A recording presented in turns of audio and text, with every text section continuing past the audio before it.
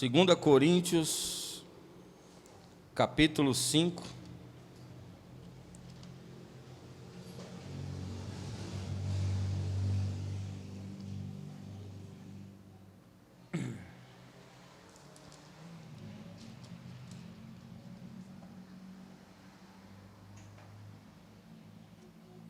Verso 10.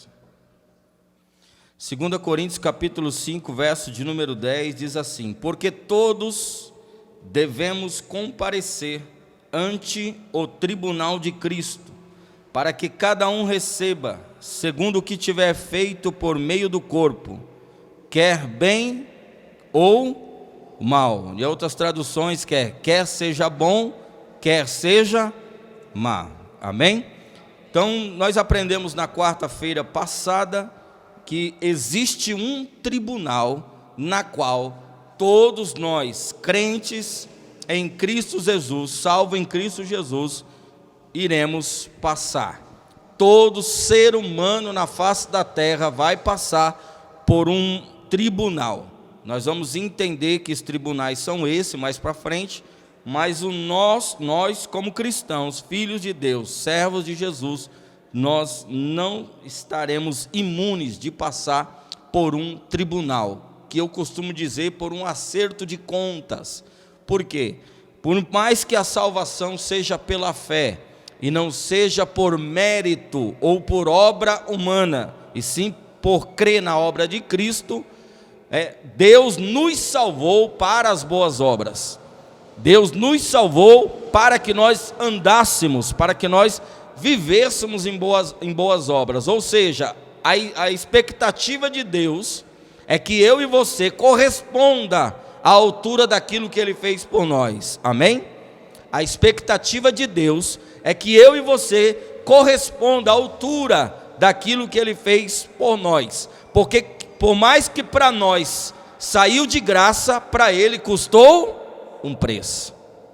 Então nós não podemos usar ou abusar da graça, ou fazer com que a graça seja um passaporte para viver uma vida leviana, para viver uma vida de pecado, para viver uma vida de derrota. Paulo diz em 2 Coríntios capítulo 5 e o verso de número 17: ora, se alguém está em Cristo, nova criatura é, e não será, as coisas velhas se passaram, eis que tudo se fez novo. Então nós já passamos pelo novo nascimento. Então nós não podemos andar na prática da velha vida. Então Deus não nos salvou pelas nossas obras, mas nos salvou para as boas obras. Sabendo Deus que nós não corresponderíamos à altura, à plenitude daquilo que Ele estabeleceu para nós, Deus prometeu-nos um reino, amém? E através dessa promessa do reino, Ele estabelece que para se conquistar uma posição no reino, nós precisamos conquistar através da prática das boas obras. Então, quando nós falarmos sobre o reino, nós vamos compreender que a posição que eu e você vai assumir no reino, é determinada pelas obras que nós praticamos. Não tem como, não é uma questão de que Deus nos deu o reino, não, Deus nos prometeu o reino, mas o reino ele é conquistado. Olha o texto, que desde os dias de João e até João Batista duraram a lei e os profetas, e agora se faz esforço para conquistar ou para entrar no reino de Deus. Então o esforço não é para ser salvo, o esforço é para conquistar o reino. Como nós conquistamos o reino? Através da prática das boas obras. Então, entendendo isso, o Senhor Jesus estabeleceu que todos nós devemos comparecer diante de um tribunal, e é nesse tribunal aonde será avaliado que tipo ou que qualidade de obra é que estamos praticando no reino, ou para conquistar o reino de Deus.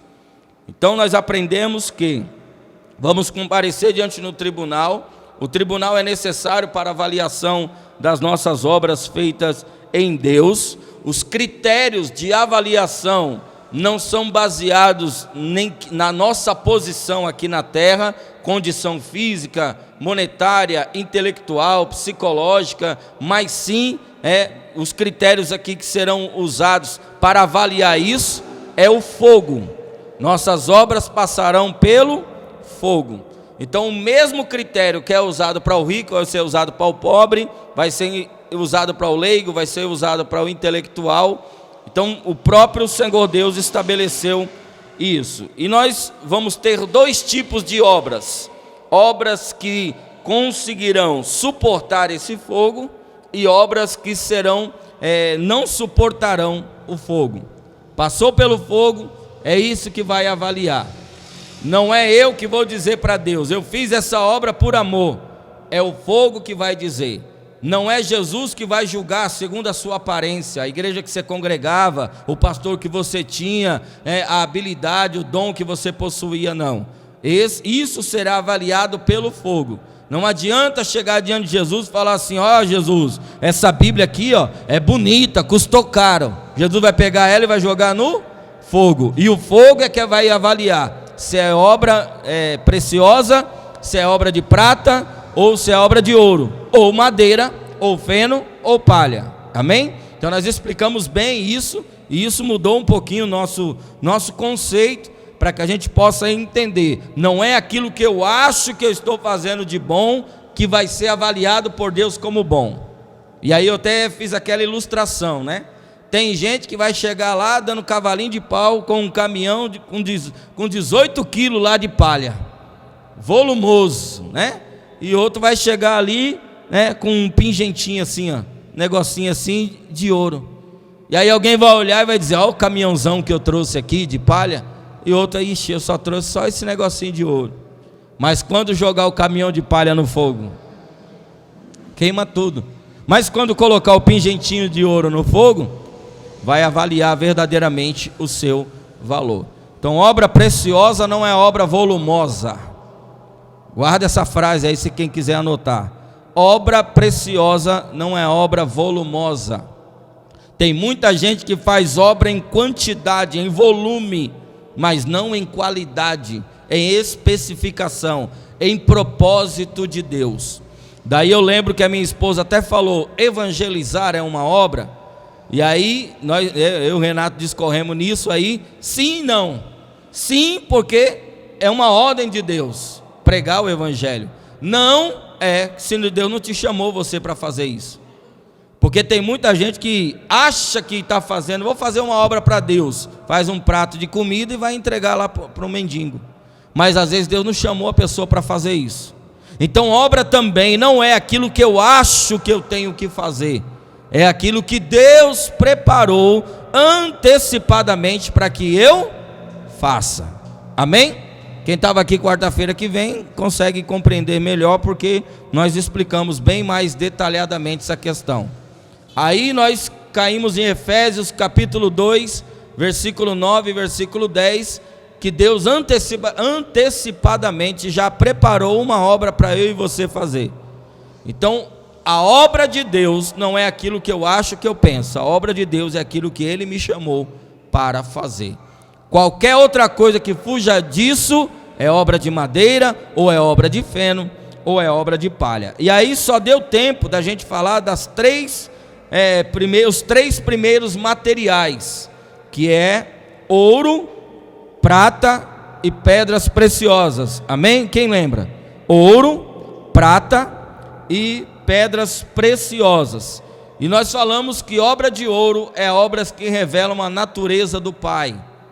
Obras de ouro fala de realeza. A natureza de Deus é revelada através do ouro. Por isso que a arca, ou grande parte dos materiais que eram feitos no tabernáculo, ele era feito de madeira, mas coberto de ouro. Ou seja, por mais que seja uma obra feita pelo homem, ela precisa estar revestida de Deus, da natureza de Deus. Então quem pratica as obras somos nós. Como praticamos? Revestidos pela natureza de Deus. E aí explicamos, para quem não esteve aqui, o que é fazer obra com a natureza de Deus. É aquilo que Deus faria se estivesse no seu lugar. Da mesma forma que você está agindo, a pergunta é: Deus agiria também? Então, se Deus agiria também, então isso é obra de ouro, que revela a natureza de Deus. Por exemplo, a natureza de Deus é doadora, sim ou não? A natureza do homem não, só quer receber. A natureza de Deus já é doadora. Então jamais o diabo vai pedir para você dar alguma coisa para alguém. Jamais o diabo vai te induzir a ser generoso com alguém.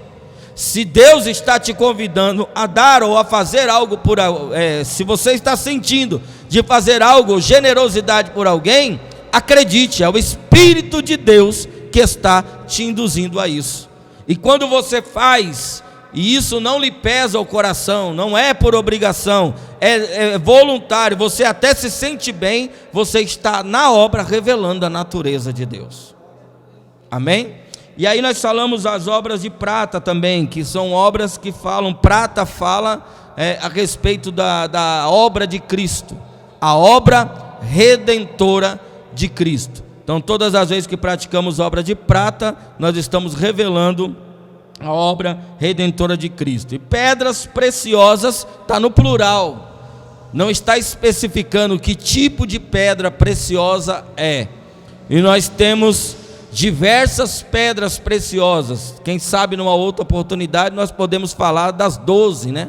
Que existe até no peitoral do sacerdote. Todas elas têm um significado extraordinário que traz grandes ensinamentos para nós. Então é a única obra que está no plural, não está no singular. Pedras preciosas. Por quê? Porque essas pedras preciosas estão relacionadas diretamente com a obra do Espírito Santo em nós. E o Espírito Santo é quem concede os dons, sim ou não? E há na Bíblia pelo menos 9 dons. É o Espírito Santo que manifesta em nós e trabalha em nós também o fruto do Espírito, sim ou não? Que nós explicamos que não são os frutos do Espírito, é o fruto, com as suas características, porque o fruto do Espírito é o amor, e o amor manifesta gozo, paz, temperança, longanimidade e assim sucessivamente. Então obras de pedras preciosas é obras de regeneração, de transformação e de ação direta do Espírito Santo através de nós, não? Então tem a ver com essa participação do Espírito aí nos dons, nos talentos, nas habilidades, nos frutos do Espírito. E aí terminamos por aqui. E hoje nós vamos continuar falando, né, do outro tipo de material, que é aqueles que não vão suportar quando passarem pelo fogo, que é madeira, feno e palha. Diga comigo: madeira, feno e palha.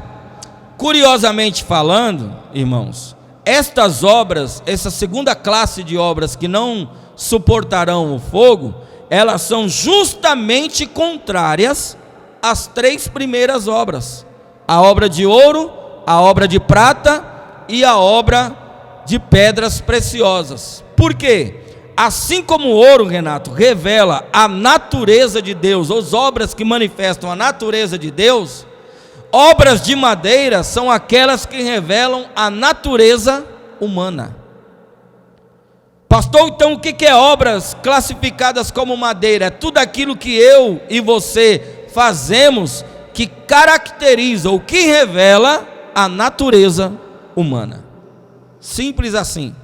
Aquilo que só revela quem o ser humano é, ou o tipo de ser humano na qual se tornou após a queda do homem, após o vírus do pecado ser introduzido no mundo. Então isso está falando de crente, irmãos, isso não está falando de ímpio. O tribunal aqui é o tribunal de Cristo, sim ou não?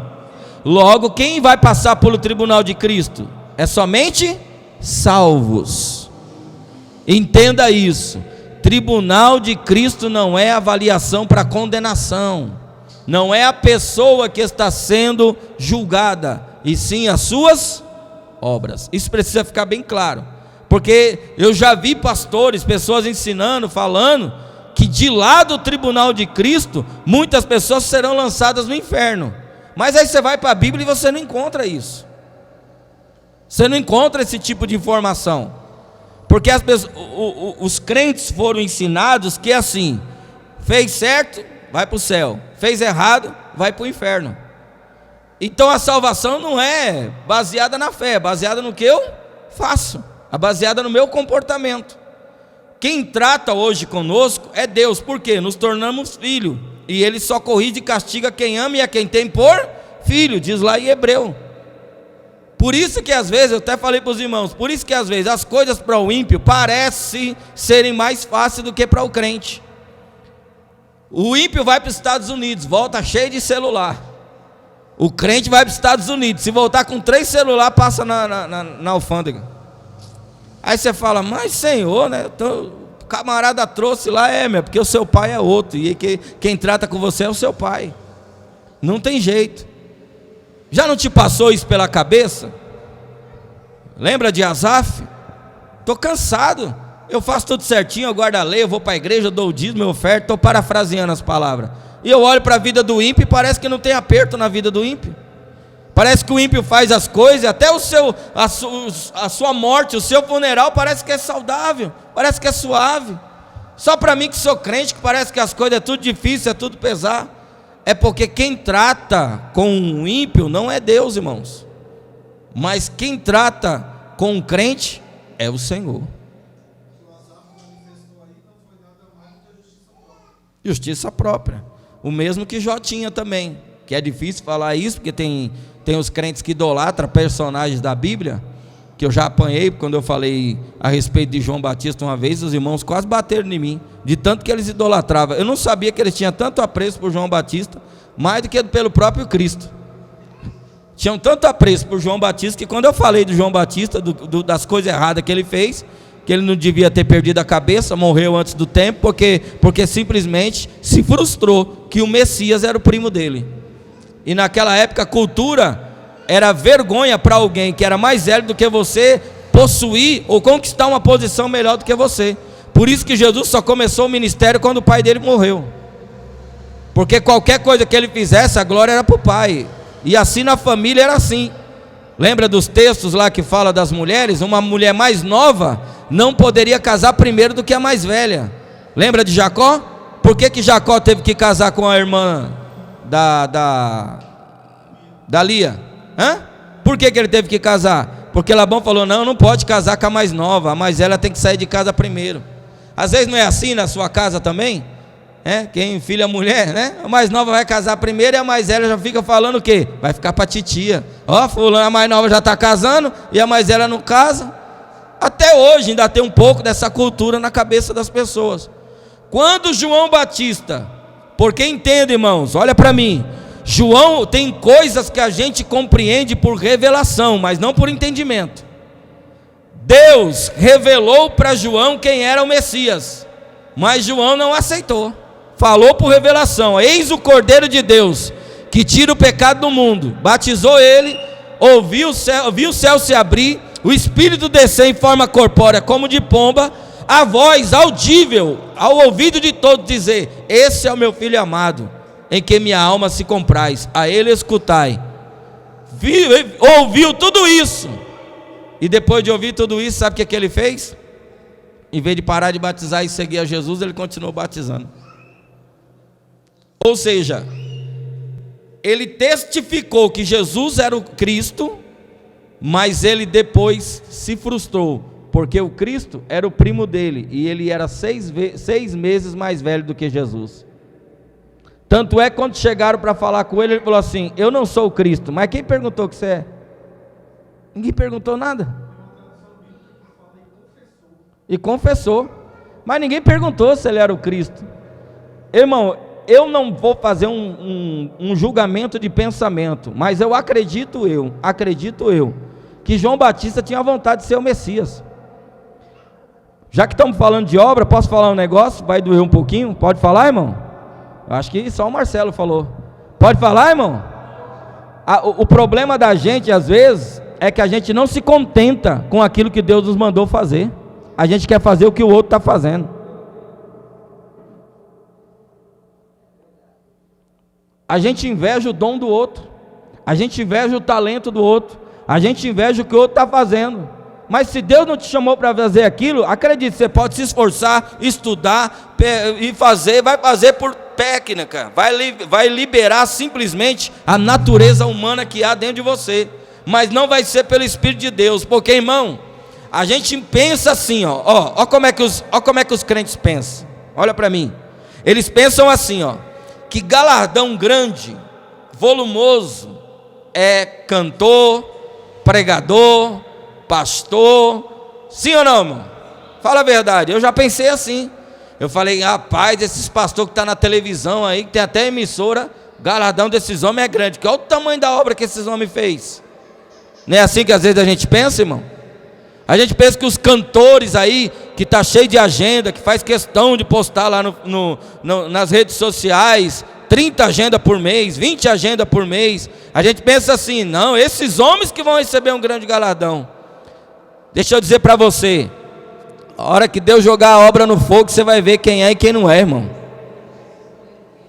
Aí já imaginou a irmã Zezinha da couve, limpava só o banheiro da igreja, suviando o hino da harpa, não sabia cantar um hino, não sabia pregar, não tinha nem oportunidade, mas quando ela pegar as obrinhas dela que ela fez lá, obrinhas entre aspas para alguns, que passar pelo fogo lá, é receber uma posição elevada no reino, diante do que muitos estão recebendo aqui, porque a Bíblia diz que nós não devemos fazer as coisas para serem vistos pelos homens, porque se fizermos as coisas sendo vistos pelos homens, já estamos recebendo galardão. Deixa eu te dizer outra coisa, tem muita gente que está recebendo agora, e você está guardando para a vida futura, irmão. Fique em paz, deixa a gente andar no carrão aí, deixa a gente estar na melhor casa, deixa a gente comer nos melhores restaurantes, não inveja essas coisas não. Quem sabe aquilo que você está fazendo, está reservado para a era vindoura, o milênio está chegando aí, irmão.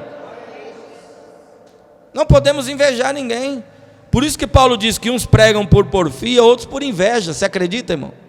Abre igreja por inveja, prega por inveja, faz as coisas para rivalizar, para disputar. Você sabia, irmão, que nós somos tão pequenininhos aqui, que nem o Ratinho diz, né?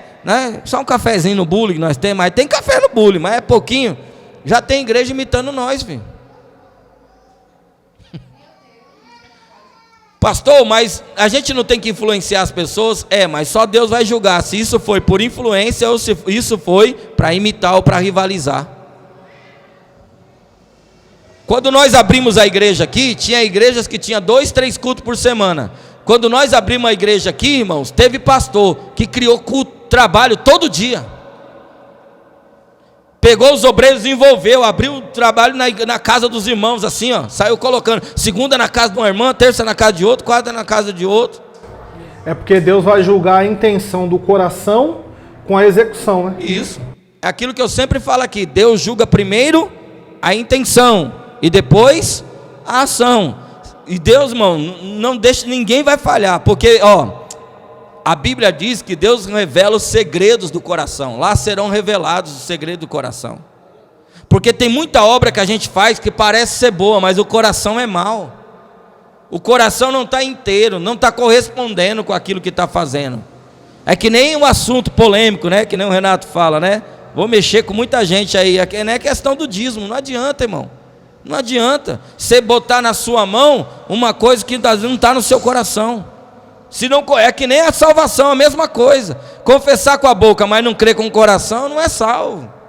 Não é salvo, tem que corresponder. Porque Deus enxerga de dentro para fora. Então, obra de madeira é tudo aquilo que não revela a natureza de Deus. Pelo contrário, revela somente a nossa natureza. Então, não queira fazer a obra que outro está fazendo só porque você inveja aquilo que o outro está fazendo. Não ache que o fato de a gente pensar que existem algumas obras aqui que são mais valorosas e outras menos de valor, diante do tribunal, não é esse critério. Não é esse critério, irmão. Eu não vou receber obra porque sou pastor. Bote isso na sua cabeça. Você vai receber aqui uma obra porque você foi pastor. Não, irmão, não é isso. Não é pelo meu título, não é pelo meu cargo. Não é dessa forma que vai ser avaliado. Pelo contrário, está cheio de pastor, quando chegar lá, irmão, vai sofrer só detrimento, não vai ter galardão. Por quê? Porque ele atuou como pastor, mas ele não foi crente. Está dando para entender, irmão? Está cheio de gente aí que é pastor, que é pregador, prega bem, canta bem, ora bem, é usado nos dons, tem eloquência, tem evidência, tem nome, tem bastante seguidores, mas diante de Deus está sendo madeira, está fazendo só pela técnica, pela habilidade. E acredite, irmão, eu já vivi de técnica. Eu já preguei em lugares de virar o lugar de ponta cabeça, irmão. De fazer assim o negócio, sabe, chegar mesmo para fazer o negócio acontecer. Porque qual era a minha intenção quando eu pregava no lugar? Fazer agenda para pregar em outros lugares. E como é que eu fazia agenda, Lucas, para pregar em outros lugares? Impressionando. Hoje, se me convidam para pregar no lugar, e chega lá, Deus me dá uma direção para uma palavra, eu não estou nem aí se no final vai gostar ou deixar de gostar, se vai convidar para pregar, se vai chamar outra vez. Eu vou ser fiel àquilo que o Espírito Santo de Deus colocar no meu coração. E o ritmo, a eloquência, a intrepidez, quem vai ditar é Deus, irmão. É que nem domingo aqui, né? Domingo já preguei diferente. E é isso, irmão. Agora não, antigamente eu pregava para impressionar. E quanto maior fosse a igreja, maior fosse o evento, mais visibilidade tivesse, aí eu... Ó na minha cabeça e na cabeça de alguns amigos meus. Hoje eu saio pelo menos com as 30 agendas aqui. Eu já vi, Marcelo, amigo meu falando, e eu também já falei na minha cabeça. Eu confesso para os irmãos. Eu já falei, hoje eu saio com as 30 agendas aqui. Hoje eu vou quebrar tudo. Aí já preparava, já ficava na cabeça ali sentado, o culto rolando, já ficava pensando, vou falar isso, depois eu falo aquilo, que já encaixa com aquilo, aí eu já vou lá, ando lá para aquele lado do púlpito, já desço, já boto a mão em fulano. Ô irmão, você não sabe o coração e a cabeça do ser humano, quando ele não revela a natureza de Deus, revela a sua própria natureza. É porque aí revela que a pessoa está pregando, às vezes não com a intenção e o objetivo que Deus lhe levou ali, mas ela tem intenções ali. E aí às vezes entra a questão das obras. Justamente por isso, porque diante de Deus, a pessoa está praticando uma obra.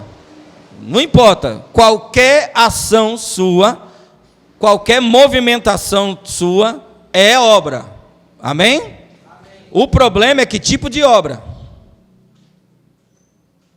Esse aqui é o problema, que tipo de obra. Outra coisa que mais para frente eu vou explicar. Parece ser a mesma coisa, mas não é. A Bíblia fala de obra e a Bíblia fala de trabalho. Tem muita gente que trabalha bastante, mas não faz nada de obra. Parece ser a mesma coisa, não é? Mas só está trabalhando. Então existem coisas que é trabalho. E para esses Deus também está vendo. Não me lembro qual é a carta de Apocalipse que Deus fala isso. Eu sei as tuas obras e o teu trabalho. Porque trabalho é por mais que obra seja uma atitude, um trabalho, uma ação, mas para Deus existe a obra e existe o trabalho. Outra oportunidade nós explica melhor isso aí, senão fica vago e aí você sai sem entendimento, que nós não se preparamos para falar isso. Mas já vai deixando aí na cabeça aí. Trabalho é uma coisa, obra é outra. Lá no Pernambuco, eu fui pastor lá, irmã Luciene, e lá no Pernambuco, lá tem o turismo evangélico. O que é o turismo evangélico? Acredite, os irmãos lá, passa todo dia, visita uma igreja. A comissão lá, o grupo de irmãs é chamado de comissão. A comissão vai hoje, a comissão vai para Pedra Branca. E a comissão de Pedra Branca vai visitar os Perdões, e vai aquele negócio, né? Aí eu parava as irmãs na rua, de propósito, Marcelo, parava. Ô irmã, e aí, que irmã está fazendo onde? Vai para onde? Não, estou fazendo obra de Deus, irmão. Nós vamos ali, hoje a comissão vai estar lá na igreja cantando. Estou fazendo a obra de Deus, estou fazendo a obra de Deus. E eu via só esse turismo, né? E paga van, e gasta dinheiro e tal, não sei o quê. Aí um dia na rádio eu soltei essa mensagem. Preguei, o que é obra, o que é trabalho. Aí eu falei, irmão, turismo não é obra de Deus. Porque a gente pensa, eu vou para a igreja. O fato só de ir para a igreja não é obra, irmão. A gente acha que é. A gente até conta quantas vezes eu fui para a igreja esse mês. Ó, essa semana eu consegui ir para a igreja todos os cultos. E a gente se vangloria até disso. E às vezes só estão fazendo turismo. Turismo evangélico. Já é um grande engano a pessoa pensar que ela faz a obra de Deus. Esse é outro problema. Esse é outro problema. Pastor, mas não é eu que estou fazendo. Se não for movida pelo Espírito de Deus, no seu espírito, nem obra é, irmão. Nem obra é. Porque ninguém pode fazer nada pelo corpo que agrada a Deus. Vou dizer de novo. Ninguém pode fazer nada pelo corpo que agrada a Deus. Ninguém pode fazer nada pela alma que agrada a Deus. A única coisa que a gente pode fazer que agrada a Deus é se formos movidos pelo Espírito. Se cantarmos pelo Espírito, se pregarmos pelo Espírito, se adorarmos pelo Espírito. Tudo tem que ser o Espírito de Deus movendo você. Não era assim que Jesus dizia? Eu não faço o que eu quero, mas sim aquilo que o meu Pai mandou. Jesus tinha conexão, irmão, com o Espírito de Deus. E todas as obras que ele fazia era pelo Espírito de Deus. Mas vocês ficam naquela questão da teologia que vocês aprenderam assim, ó, que Jesus tinha dupla identidade, não é isso que vocês aprenderam? Ele era 100% homem e 100% Deus. Levanta a mão quem já ouviu isso. Levanta a mão. Aí, ó. Mas 100% dá quanto? Não dá certo esse negócio não, irmão. Pastor, e como é que Jesus andou nas águas? Pastor, e como é que Jesus ressuscitou morto? Pastor, e como é que Jesus fez aquele monte de milagre? Atos 10, 38. Leia aí, Renato.